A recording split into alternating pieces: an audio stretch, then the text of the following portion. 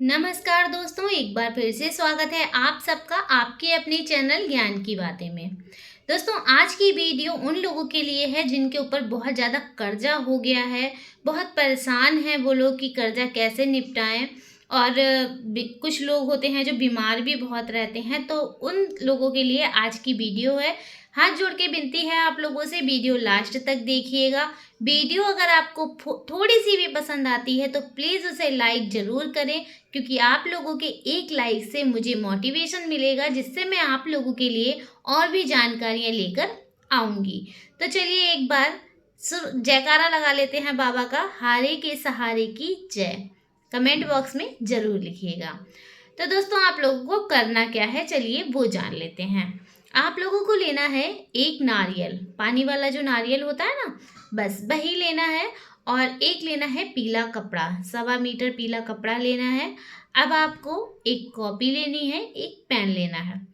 अब आपको जितना भी कर्जा है आपके ऊपर या जिससे भी आपने ले रखा है, पूरी आपको उस कागज पर लिस्ट बना लेनी है। जितना भी कर्जा है आपका, 10 रुपए से लेकर करोड़ों में, लाखों में, जितना भी कर्जा है आपका, आपको सब कुछ उस पर लिख देना है।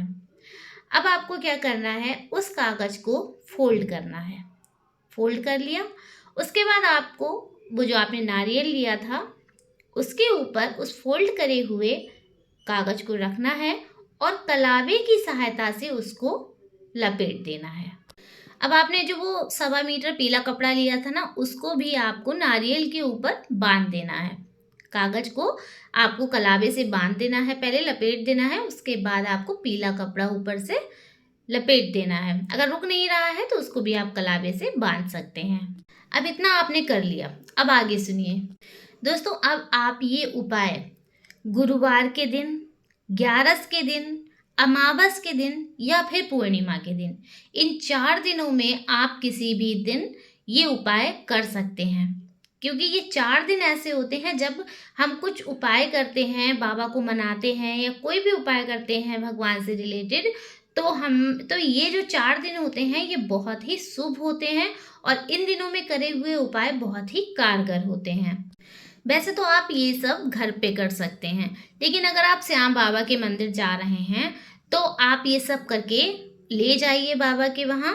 और जहाँ पर नारियल बनते हो बाबा के मंदिर में, वहाँ पर आप इसको बांध दीजिए। इस नारियल को आपको बांध देना है। आप बांध के आ जाइए, फिर देखिए आप क्या चमत्कार होता है। वैसे ये तो रहा खाटू श्याम बाबा के मंदिर, अगर आप जा रहे हैं तो आप ये कर सकते हैं। लेकिन अब मैं बताती हूँ, अगर आप घर पे ही रहेंगे तो आपको क्या करना है। तो घर पे अगर आप कर रहे हैं तो आपको क्या करना है, एक बाबा के नाम की चौकी रखनी है। ध्यान रखिएगा, 11 वाले दिन ही करना है आपको ये, या आप अमावस पे या पूर्णिमा पे भी कर सकते हैं। कोई ज़रूरी नहीं है कि 11 पे ही करें। तो आपको बाबा के नाम की चौकी रख लेनी है। उस पे आपको आपको बाबा की तस्वीर रखनी है, या मूर्ति हो आपके पास तो आप मूर्ति भी रख सकते हैं। अब बाबा के नाम का एक दीपक जलाइए, घी का दीपक जलाइए।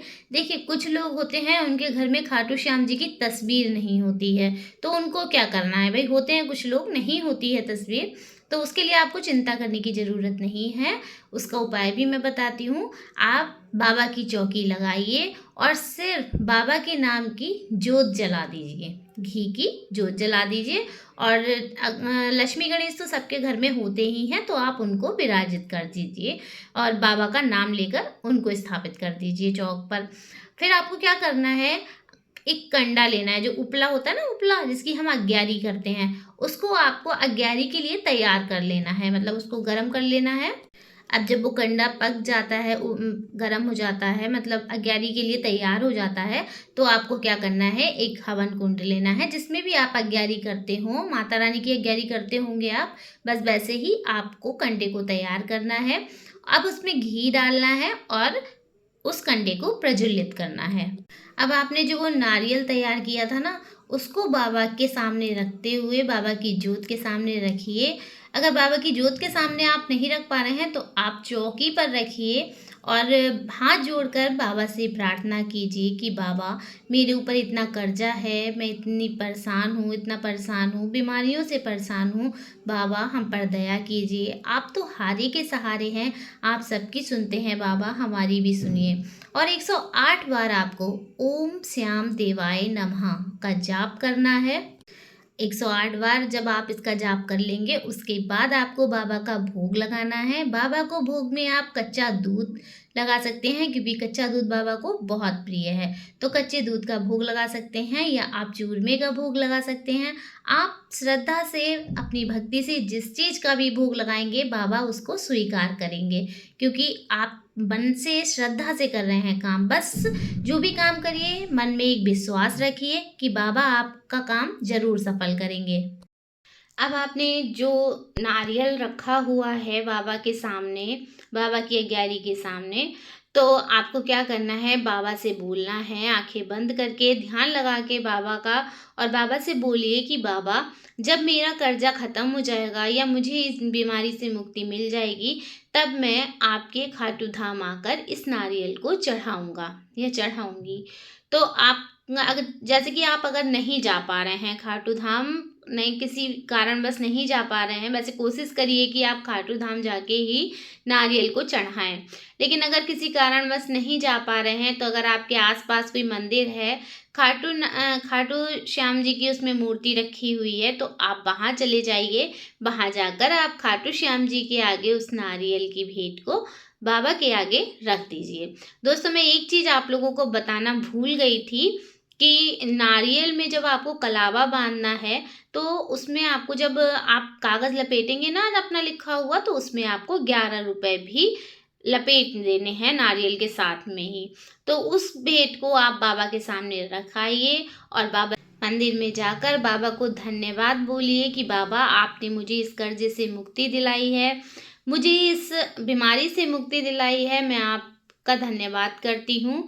और फिर आप घर पे आ जाइए।